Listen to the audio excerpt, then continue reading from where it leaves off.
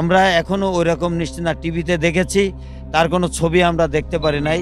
আসলে দেশের মাটিতে না, বিদেশের মাটিতে তার এই হত্যাকাণ্ড হয়েছে।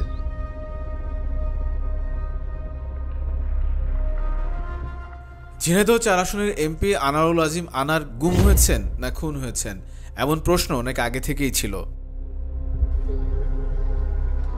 এর মধ্যে কলকাতার নিউ টাউনের সঞ্জীভা গার্ডেনের ফ্ল্যাট ও লেকে পাওয়া খণ্ডিত মাংস আনারের, এমনটাই দাবি করে আসছিল বাংলাদেশ ও কলকাতার পুলিশ। সে সময় বারবার একটা বিষয় বলা হয়েছে, তা হলো মেয়ে ডরিনের ডিএনএ নমুনা সংগ্রহের, কিন্তু ভিসা জটিলতা আর দেশে রাজনৈতিক পরিস্থিতি অশান্ত থাকায় সেটা আটকে ছিল।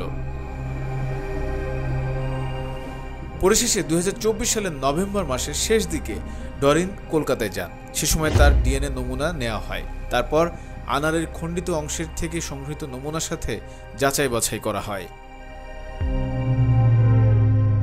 ভারতের সেন্ট্রাল ফরেন্সিক সায়েন্স ল্যাবরেটরিতে দুটি নমুনায় পরীক্ষা নিরীক্ষা শেষে সিদ্ধান্ত দেওয়া হয় দুটি ডিএনএর মিল আছে।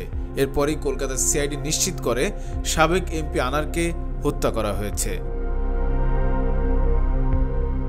কলকাতা পুলিশ জানিয়েছে, ডিএনএ পরীক্ষার নমুনা দেওয়ার জন্য আনারের স্ত্রী ইয়াসমিন ফেরদৌস ও তার ভাই এনামুল হককে ডাকলেও কেবল তার মেয়েই কলকাতায় গিয়েছিলেন।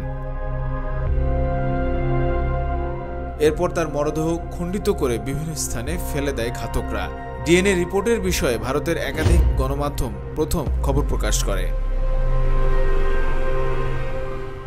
ডিএনএ রিপোর্ট হাতে পাওয়া না গেলেও পশ্চিমবঙ্গ সিআইডির এক কর্তা জানিয়েছেন, ডিএনএ রিপোর্ট নিশ্চিত করেছে যে খাল ও ফ্ল্যাটের পাশ থেকে উদ্ধার করা মাংস এবং হাড়গুলো বাংলাদেশের সাবেক এমপি আনারের।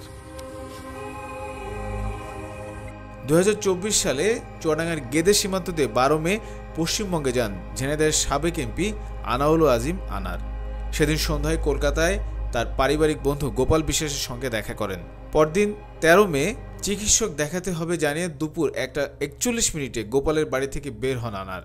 এরপর থেকেই নিরুদ্দেশ।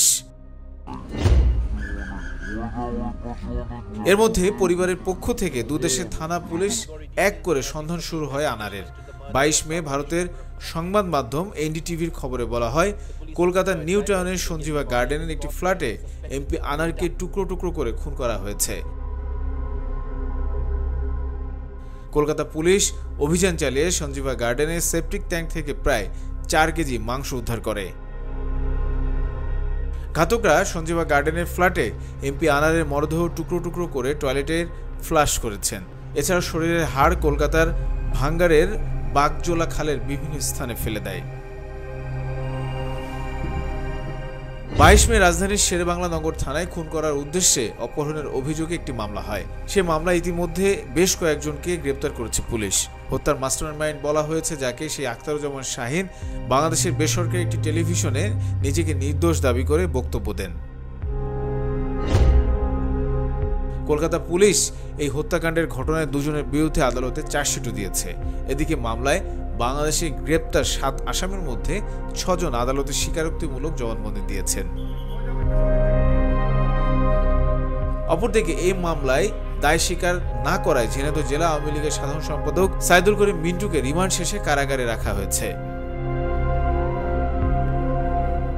এখন জনমনে প্রশ্ন, যেহেতু প্রমাণ হয়েছে আনারকে হত্যাই করা হয়েছে, তাহলে গ্যাসবাবু ও সাইদুল করিম মিন্টু সহ বাকি আসামিদের বিষয়ে কি সিদ্ধান্ত আসতে যাচ্ছে সামনে?